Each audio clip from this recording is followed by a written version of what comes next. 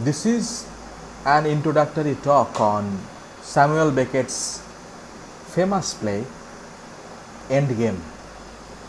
Now, the way Beckett is famous for Waiting for Godot, the absurdist text, in a similar way, Endgame is also another very significant and popular play, an absurdist text. And this one act play has only 4 characters. In spite of having a very limited setup, within a very few characters, we find in Endgame Samuel Beckett questions some of the very basic problems of human existence. He tries to attempt to portray the condition of meaninglessness that is well perceived in most of the plays by Samuel Beckett. So it is in the case of Endgame. Now, what is the game? That is the question. Because this brief but very meaningful and significant play talks a lot about human existence and the game, that is the game of living a life. We know that Samuel Beckett had the love for chess playing.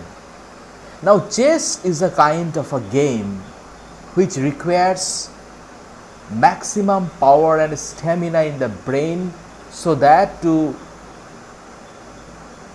think of what the opponent is actually planning to over there.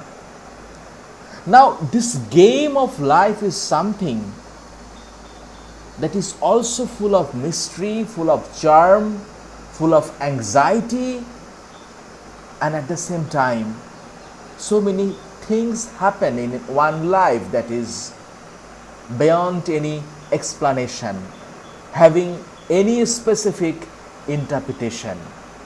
So Samuel Beckett's Endgame questions, provokes to all these basic queries in life. The 4 characters, they have a very typical kind of setting, and we know the 4 characters are Ham. Ham is the protagonist. Ham is dominating a kind of a character who is always vituperative, who is always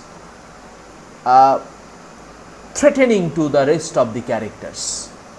Now, Ham's servant Clove has no choice but to be an obedient servant to Ham.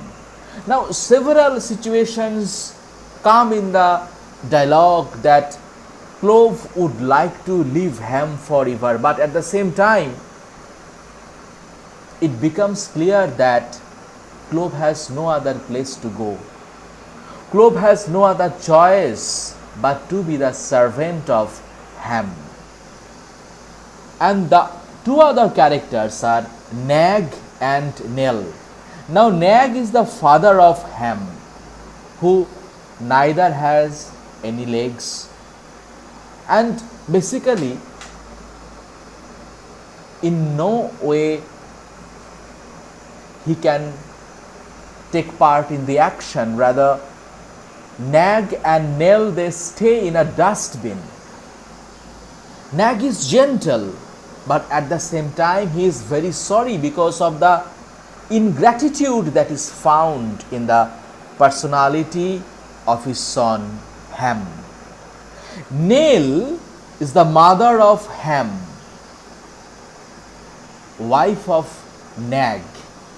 She also lives in a dustbin. She is reflective, but at the same time we know that she has nothing to do in that sense. Rather, she dies in the course of the play.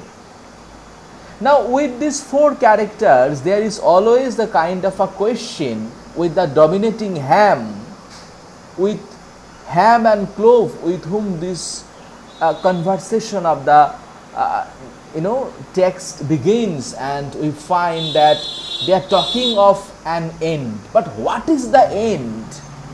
That is nowhere mentioned. What is the question? It remains in mystery. Is it the end, the ultimate end, that is the death they are hinting at? That is always there. We all know that Beckett himself liked this particular play, Endgame, very much. And we know so many critics are there. Exclusively the name that has to be mentioned here is no other than Harold Bloom.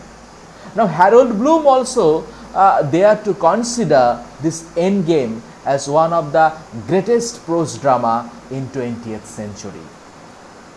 So overall, this one act play deals primarily some of that human despair.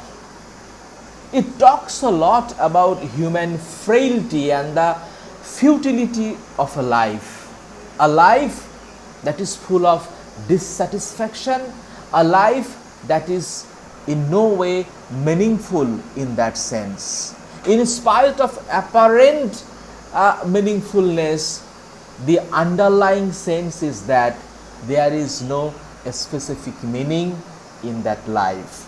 So this very quote unquote infinite emptiness that the playwright has attempted to portray, that the character also are brilliantly communicating. They are actually trying to decipher that infinite emptiness that is there in human existence, and they are eagerly waiting for of an end, and they don't know when the end will come, but probably or at any moment the end might appear. We shall be talking more and more on Endgame, this brilliant absurdist text should be discussed more and more, because it talks about human existence, human conditions and human positions in our next video.